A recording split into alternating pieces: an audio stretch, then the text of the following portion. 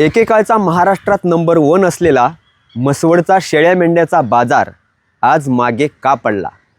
नमस्कार, मी सचिन शिंगाडे. तुम्ही पाहताय मानदेश प्राईम. अनेक दिवसांपासून शेतकऱ्यांच्या तक्रारी होत्या की म्हसवडच्या शेळ्या मेंढ्यांच्या बाजारात सुविधा नाहीत, दर कमी आहे. या भागातील अनेक शेतकरी शनिवार आला की टेम्पोचे टेम्पो भरून आटपाडीच्या बाजाराला शेळ्या मेंढ्यांच्या खरेदी विक्रीला जातात. म्हणून काल बुधवारी 29 जुलै रोजी आम्ही म्हसवड येथे वर्षानुवर्षापासून भरणाऱ्या शेळ्या मेंढ्यांच्या बाजारात गेलो आणि तिथलं वास्तव जगासमोर आणण्याचा प्रयत्न केला. एकेकाळी संपूर्ण महाराष्ट्रात नावाजलेला, शेतकऱ्यांना जनावरांचा चांगला दर मिळवून देणारा, व्यापाऱ्यांची पहिली पसंती असलेला म्हसवडचा शेळ्या मेंढ्यांचा बाजार आज स्वतःचं अस्तित्व टिकवण्यासाठी झगडतोय का? मान तालुक्यातील 12 वाड्या 12 खेड्यांसह आटपाडी, सांगोला, माळशिरस, फलटण, पंढरपूर आणि राज्याच्या कानाकोपऱ्यातून हजारो शेतकरी आणि व्यापारी दर आठवड्याला या बाजारात शेळ्या मेंढ्यांच्या खरेदी विक्रीसाठी येतात. लाखो रुपयांची ओलाढाल होते. पण सर्वात मोठा प्रश्न म्हणजे प्रत्येक शेळी मेंढी मागे गरीब शेतकऱ्याकडून 20 रुपये बाजार शुल्क घेतले जातात. समजा एका दिवशी 2000 जनावरे आली तर फक्त एका दिवसात सुमारे 40,000 रुपये शुल्क जमा होऊ शकतो. पण एवढा पैसा जमा होऊनही शेतकऱ्यांना अवघ्या 2-3 तासांच्या बाजारासाठी सुद्धा मूलभूत सुविधा मिळत नाहीत. पार्किंग नाही, स्वच्छ पिण्याचे पाणी नाही, स्वच्छतागृहांची दुरावस्था आहे, जनावरांसाठी पाण्याचा हौद रिकामा आहे, CCTV व्यवस्था फक्त नावालाच आहे, वाहनांची प्रचंड कोंडी होते. मग गरीब शेतकऱ्याच्या खिशातून घेतलेला पैसा जातो तरी कुठे?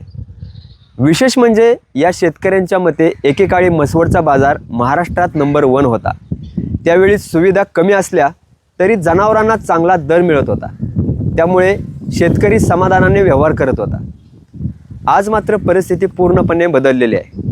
ना भाव मिळतो, ना सुविधा मिळतात. याचाच परिणाम असा झाला आहे की म्हसवडच्या बाजारात योग्य दर मिळत नाही आणि सुविधा देखील मिळत नाहीत.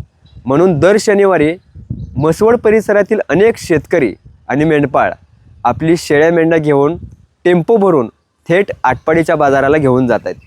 हे उघड्या डोळ्यांनी आपण पाहतोय आणि म्हसवडच्या बाजारासाठी ही अत्यंत गंभीर आणि चिंताजनक बाब आहे. या उलट आटपाडी, बारामती, सांगोला, पंढरपूर आणि लोणंद जे विविध गावातील कृषी उत्पन्न बाजार समित्यांच्या बाजार व्यवस्थेचे आज सर्वत्र कौतुक केलं जात आहे.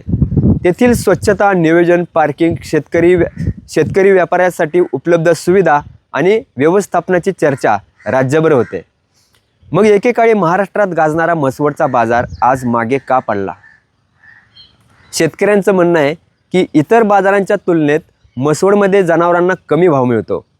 व्यापारी मोठा होत चालला आहे, पण शेतकरी मात्र दिवसेंदिवस कर्जाच्या ओझ्याखाली दबत चालला आहे. म्हसवड नगरपालिका हद्दीत हा बाजार भरतो. त्यामुळे नागरी सुविधा उपलब्ध करून देण्याची जबाबदारी नगरपालिकेची आहे.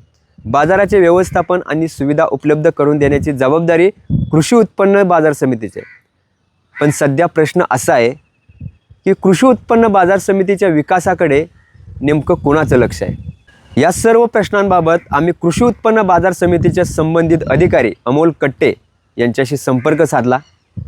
त्यांना भेटलो, मात्र त्यांनी सविस्तर प्रतिक्रिया देण्याचे टाळले. दरम्यान अनेक शेतकरी आणि व्यापाऱ्यांमध्ये अशी चर्चा आहे की सभापती आणि संचालक मंडळ बाजारात नियमितपणे उपस्थित राहत नाही. त्यामुळे प्रत्यक्ष परिस्थितीची पाहणी करून निर्णय कोण घेणार असा सवाल उपस्थित केला जात आहे.